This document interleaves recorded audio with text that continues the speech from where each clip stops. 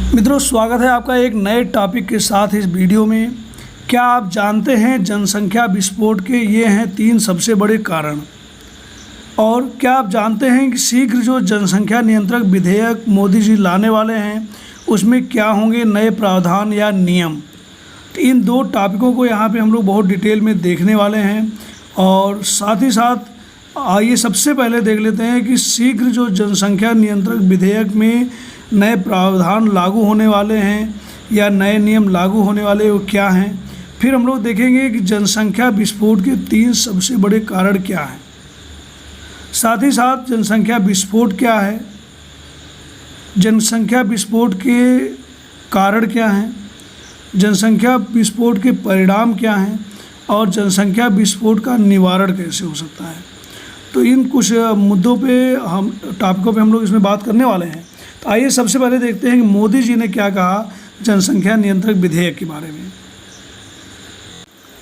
तो सबसे पहले यहाँ पे हम लोग मोदी जी की बात कर लेते हैं। देखिए, स्वतंत्रता दिवस के अवसर पर प्रधानमंत्री जी ने भारत में तेज़ी से बढ़ रही जनसंख्या पर चिंता व्यक्त की तथा इसको नियंत्रित करने की बात कही है। इससे कुछ समय पूर्व ही बजट सत्र में एक नामांकित संसद सदस्य द्वारा जनसंख्या को नियंत्रित करने हेतु जनसंख्या नियंत्रण विधेयक 2019 राज्यसभा में प्रस्तुत किया गया और निजी विधेयक होने के कारण यह संसद में पारित तो नहीं हो सका, किंतु प्रधानमंत्री के संबोधन के पश्चात इस मुद्दे पर दोबारा चर्चा की जाने लगी है। इस विधेयक में 2 बच्चों के जन्म का प्रावधान किया गया है। अब इस विधेयक की मुख्य बातें हम लोग यहाँ पे देख सकते हैं। 2 या 2 से अधिक बच्चों वाले जनप्रतिनिधि को, माने नेता या मंत्री को अयोग्य निर्धारित किया जाएगा। साथ ही सरकारी कर्मचारियों को भी 2 से अधिक बच्चे पैदा न करने का शपथ पत्र देना होगा। हालांकि ऐसे कर्मचारी जिनके पहले से ही 2 से अधिक बच्चे हैं उनको इस प्रावधान से छूट दी गई है।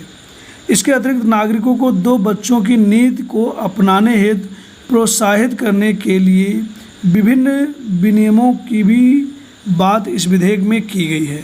तो जी हाँ मित्रों, ये जो विधेयक है बहुत ही इम्पॉर्टेंट है अपने देश के लिए। यदि ये लागू हो जाता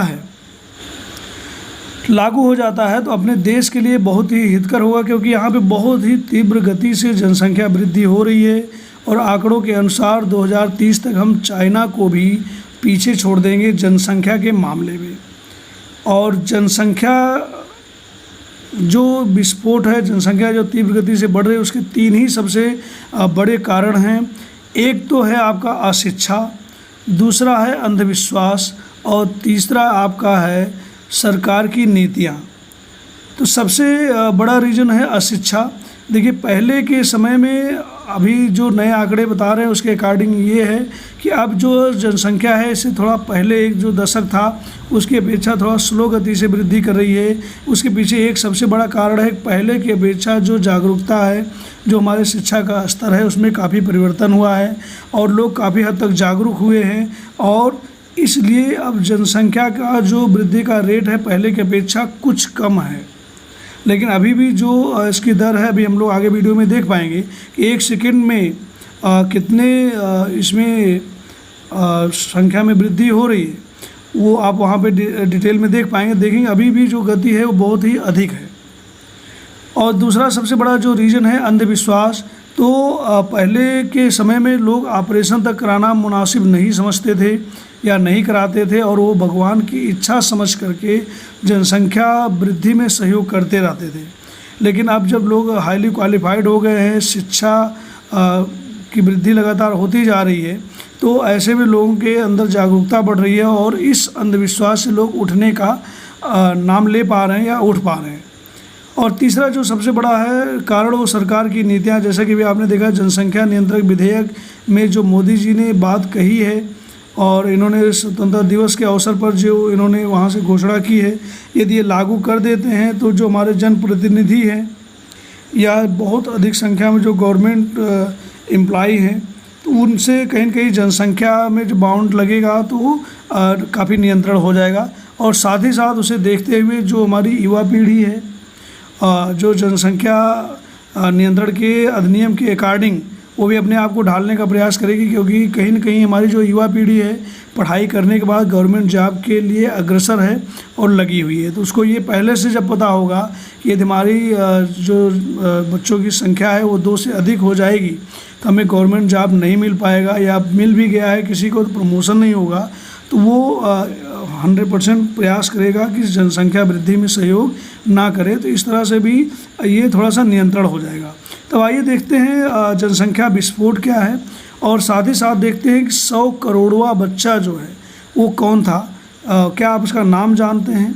तो ये सारी चीज़ इसमें हम लोग देखने वाले हैं। जनसंख्या विस्फोट क्या है, इसके कारण क्या है, इसके दुष्परिणाम क्या हैं और इसके बचने के उपाय क्या हैं।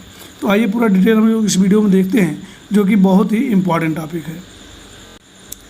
तो यहाँ पर हम लोग देख सकते हैं परिवार नियोजन की आवश्यकता क्यों है, नीड ऑफ फैमिली प्लानिंग क्यों है।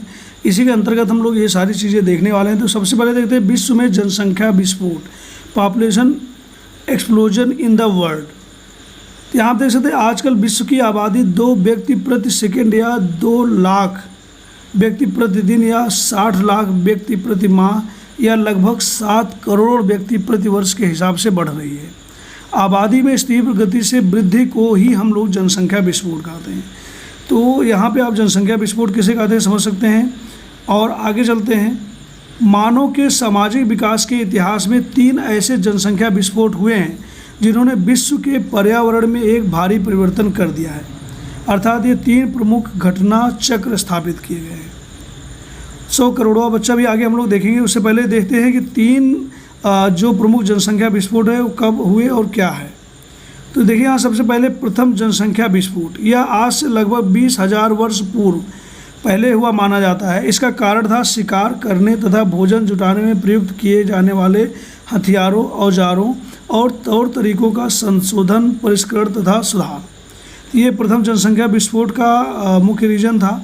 आगे चलते हैं। दूसरा जनसंख्या विस्फोट जो है यह आज से लगभग 6,000 वर्ष पहले हुआ, जिसमें खेती के तौर तरीकों में सुधार किया गया था। तीसरा जनसंख्या विस्फोट यह लगभग 300 वर्ष पहले हुआ, जिसके मुख्य कारण थे खाद्य उत्पादन, उद्योग तथा औषधियों का निर्माण आदि। तो तीसरा जनसंख्या विस्फोट उस समय हो सका जब खाद्य उत्पादन होने लगा, भोजन लोगों को मिलने लगा और बहुत सारे उद्योग लगा लिए गए, तो वहाँ से भी लोगों का काम चलने लगा और बहुत सारी औषधियाँ हो गई जिससे बीमारी से उनकी मृत्यु नहीं होती थी। तो तीसरा जनसंख्या विस्फोट माने इस समय जनसंख्या तीव्र गति से बढ़ी। अब हम लोग थोड़ा सा वर्तमान मानव की बात करते हैं। वर्तमान मानव जिसका नाम है होमो सेपियंस सेपियंस का प्रारंभ आज से लगभग 12,000 वर्ष पूर्व सभ्यता के विकास के साथ शुरू हुआ। उस काल को पाषाण काल कहते हैं हम लोग, स्टोन एज कहते हैं, जब इनका प्रारंभ हुआ है और विकास हुआ है। उस समय मानव की आबादी में वृद्धि लगभग नगण्य थी।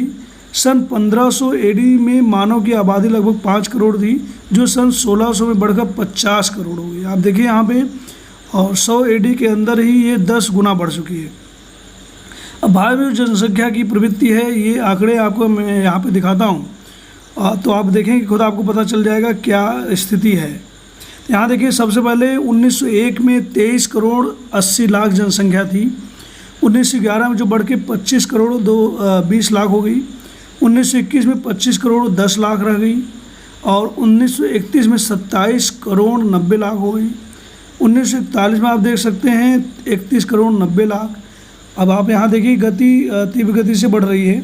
1951 में 36 करोड़ 10 लाख और फिर 1961 में 43 करोड़ 90 लाख और 1971 में 54 करोड़ 80 लाख और 1981 में 68 करोड़ 40 लाख और 1991 में 84 करोड़ 40 लाख और 2001 तक का आंकड़ा मैं आपको शो कर रहा हूँ यहाँ पे, और 2011 तक का भी कि 102 करोड़ 70 लाख हो गया।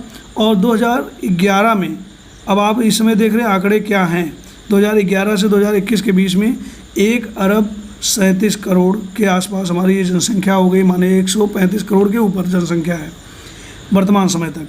अब भारत का जो 100 करोड़वां बच्चा था, ये भी थोड़ा सा जान लेते हैं।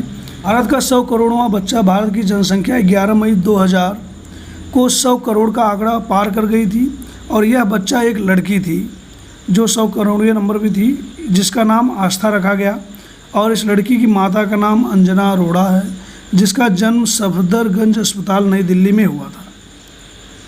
तो ये आपने देख लिया भारत का 100 करोड़वां बच्चा क्या था। मानव जनसंख्या वृद्धि के और भी कारण हम लोग यहाँ देख सकते हैं कि खाद्यान्नों की प्रचुरता, आज सामानों की कमी नहीं है और भूख से कोई नहीं मरता, इसलिए भी बढ़ रहा है। तो इसके अंदर 3 बिंदु हम लोग देखेंगे। वैज्ञानिक एवं तकनीकी सुधार के कारण खाद्यान्नों के उत्पादन में पर्याप्त वृद्धि हुई है और विश्व भर में आवश्यकता से अधिक अनाज पैदा हो रहा है। एक रीजन ये भी है। खाद्यान्न भंडारण की आधुनिक तकनीकों के कारण चूहों और कीड़ों द्वारा खाद्यान्नों को नुकसान नहीं होता और उसको पूरे साल उपयोग में लाया जाता है। तीसरा, परिवहन साधनों द्वारा खाद्यान्नों को विश्व के किसी भी भाग में पहुंचाना संभव हो गया है, जो कि पहले नहीं था। तो ये भी एक रीजन है जनसंख्या वृद्धि का। मृत्यु दर में निरंतर कमी, अकाल, महामारी, कुपोषण, भुखमरी से अब अकाल मृत्यु कम हो गई है। उन्नत स्वास्थ्य सेवाओं के कारण नवजात शिशुओं की मृत्यु में भी भारी गिरावट आई है। सामुदायिक स्वास्थ्य सेवा, सामुदायिक स्वास्थ्य कार्यक्रमों द्वारा अनेक महामारियां जैसे हैजा, चेचक, मलेरिया आदि का समूल रूप से नियंत्रण एवं निवारण हो सका है। इससे भी बहुत ज़्यादा संख्या में मृत्यु होती थी, जो कि अब नियंत्रित है। कम आयु में विवाह, देश के शिक्षित व रूढ़वादी परिवारों में आज भी बाल विवाह की प्रथा है, जिससे कम आयु में बच्चे पैदा हो जाते हैं। तो इससे भी जनसंख्या बढ़ रही है। कम आयु में लैंगिक परिपक्वता या कौमार्य का विकास, यहाँ का टेम्परेचर गर्म होने के कारण कम एज में ही सेक्सुअल मैच्योरिटी आ जाती है। निरक्षरता, अशिक्षा के कारण लोग परिवार नियोजन व छोटे परिवार के महत्व को नहीं समझते। ये देखिए, मैंने आपको पहले ही बताया। गरीबी के कारण लोग सोचते हैं कि जितने बच्चे होंगे सभी कमा कर लाएंगे और हमारी गरीबी दूर होगी। तो एक ये भी महत्वपूर्ण रीजन है, अशिक्षा के कारण ऐसा हो रहा है। सामाजिक रीति रिवाज, भारत में बेटे की चाह में परिवार में बच्चों की संख्या बढ़ती जा रही है। जी हाँ, तो बहुत सारे ऐसे परिवार हैं जो जब तक बेटे नहीं पैदा होते तब तक वो संख्या वृद्धि में सहयोग करते रहते हैं, और जब तक बालक नहीं हुआ तो 5-7 लड़कियां भी हो जाती हैं। तो इससे भी जनसंख्या वृद्धि हो रही है। अब आबादी के विस्फोट के परिणाम क्या है? जैसे जनसंख्या बढ़ जाएगी तो क्या परिणाम होंगे? आबादी के विस्फोट ने एक विकराल रूप ले लिया है, सबको पता है। आबादी में और अधिक वृद्धि से गंदी बस्तियों, रोगों एवं भुखमरी तथा निर्धनता का और अधिक विस्तार होगा। नंबर 1 में यहाँ देखिए, खाद्य समस्या। आबादी में वृद्धि से खाद्यान्नों की कमी होगी, जिससे अकाल, भुखमरी, कुपोषण में वृद्धि होगी और बच्चों का शारीरिक विकास कम होगा। दूसरा, कपड़े एवं आवास की कमी हो जाएगी। पीने के पानी की कमी होगी। वायु, जल एवं मृदा का प्रदूषण बढ़ेगा। संक्रामक रोगों के फैलने की अधिक संभावना। बेरोजगारी, कच्चे माल की कमी, आवास एवं शिक्षा के अपर्याप्त साधन। प्राकृतिक स्रोतों की भारी कमी होगी। स्वास्थ्य एवं चिकित्सा सेवाओं को पर्याप्त मात्रा में उपलब्ध कराना संभव नहीं होगा।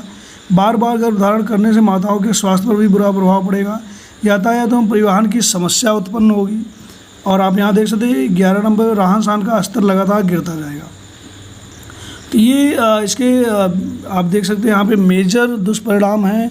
अब इसके नियंत्रण के क्या उपाय हैं? जो इसके रीजन हैं, ये तो उन कारणों को हम ओवरकम कर लें, माने दूर कर लें, तो इसमें आसानी से नियंत्रण पाया जा सकता है और एक बहुत बड़े अभिशाप से बचा जा सकता है। क्योंकि जनसंख्या वृद्धि जो है वो एक अभिशाप बन गया है, जिसकी वजह से बहुत सारी समस्याएं आने वाले समय में और उत्पन्न होने वाली हैं।